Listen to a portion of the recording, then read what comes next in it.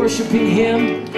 We're going to declare it, that these are the days of Elijah, declaring the word of the Lord.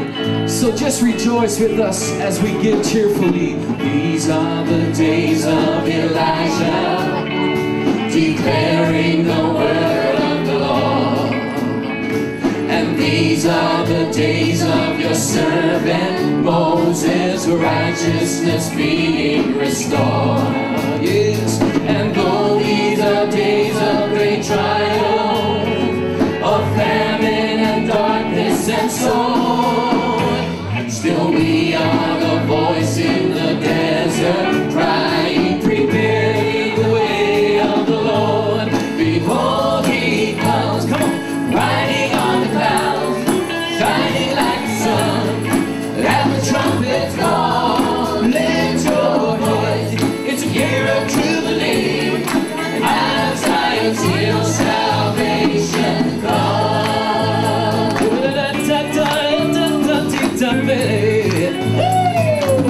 Come on, these are the days of Ezekiel, the dry bones he coming as friends.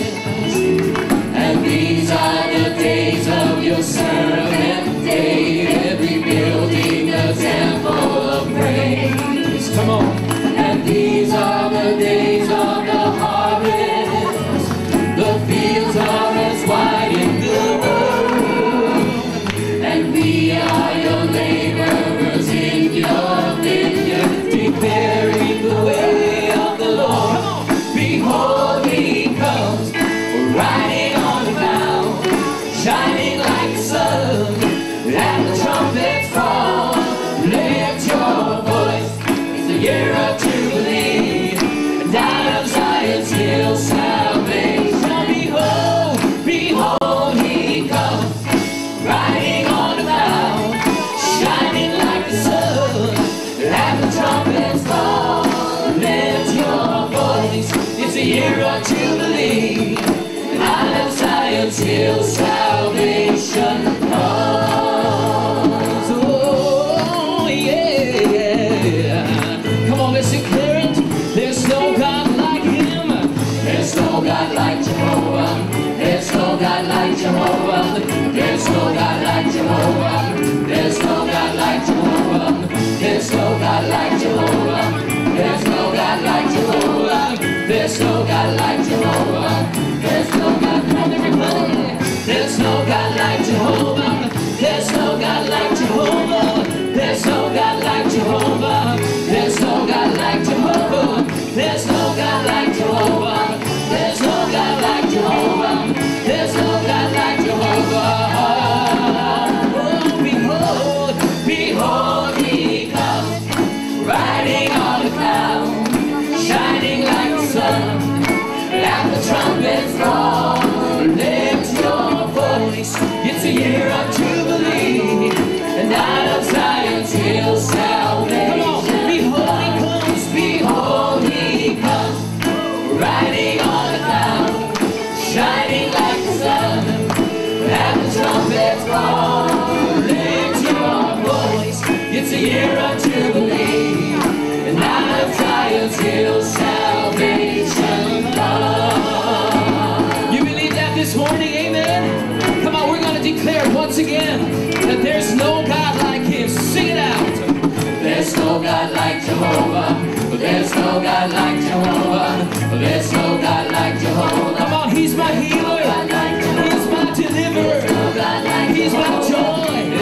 He's my peace. There's no God like Jehovah. There's no God like, sing it again. There's no God like Jehovah. There's no God like Jehovah. There's no God like Jehovah. There's no God like Jehovah. There's no God like Jehovah. There's no God like Jehovah. There's no God like Jehovah. Everybody sing it out. Behold, He comes, riding on the cloud, shining like the sun, and the trumpets call, lift your voice. It's the year of jubilee, and out of Zion's hill. Come on, one more time. Behold, He comes. Behold, He comes, riding on the cloud,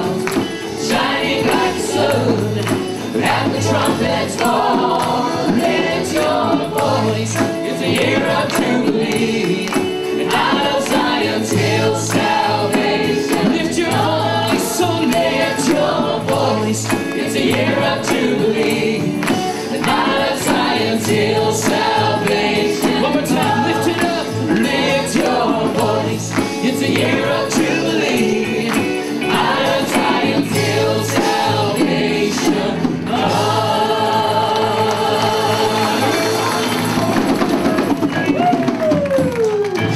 Hallelujah. Come on, are you excited this morning? Amen. Turn to your neighbor and tell him, hey neighbor, today is your year of Jubilee. Come on, amen. Tell him, get ready for the word of the Lord. It'll liberate you this morning. Amen. And all the saints of God said the victorious. Amen and amen. Well, are you ready to hear the word of the Lord this morning? This morning's message is entitled, The Nature of God's Amazing Grace. Can we say that together? The nature of God's amazing grace. Can you give me a little bit more volume here? Just want to, I'm battling with something with my throat this morning. I want you to understand that grace is not something that the natural mind can easily grasp. In fact, grace is impossible to fully comprehend unless the Holy Spirit sheds light upon it for us. It's been said that grace is probably the greatest and hardest topic for the natural mind to understand. The law, which is grace's counterpart, is something that can be simply and easily understood without difficulties. The law tells you to do this or don't do that. And everyone understands what it's saying. It's just that we can't keep it. Even unbelievers understand the law. However, God's grace is another matter. It takes an incredible insight given only by God, not just to one's mind, but it has to be imparted to one's heart to be able to understand the amazingness of grace. It takes a revelation. Grace is an extraordinary spiritual entity of God which could only be originated by someone who has an infinite mind, who knows no limitations. Now, big question. If it took an infinite mind of the Creator to formulate and to design the genius of grace, do you think that man, left alone in his own fallen, finite, limited mind, could ever be able to comprehend the deep, hidden mysteries of grace? That's why we need the Holy Spirit. We need to be enlightened.